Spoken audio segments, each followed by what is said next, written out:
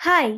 এটা হচ্ছে গণেশ পুজো ভ্লগের second part. তো পুজো শেষ হওয়ার পর সবার আগে পেলাম লাড্ডু, যেটা গণেশ দাদার ফেভারিট, সাথে আমারও। আচ্ছা, তো অনেকদিন পর আবার কলা পাতায় ঠাকুরের প্রসাদ খেলাম। আহা! যেন আলাদাই শান্তি। দেখো, এবার ঠাকুরের প্রসাদের আর কি রিভিউ দেবো? ভোগের স্বাদের কোনো তুলনাই হয় না। আমি জানি আমার সাথে তোমরা সবাই একমত। কি তাই তো? বিশ্বাস করো, এখন ভয়েস ওভার দিতে গিয়ে আমার আবারও খেতে ইচ্ছে করছে। কি যে স্বাদ সেটা বলে বোঝাতে পারবো না। এরপর সন্ধ্যেবেলা চা খেয়ে চলে গেলাম দিদির বাড়িতে। ওর বাড়িতেও পুজো হয়। এসে তো দেখি গনুকে কি সুন্দর করে সাজিয়েছে। আর এই যে আমার মিষ্টি দিদি, আর সাথে আমাদের ছোট্ট পুচকু।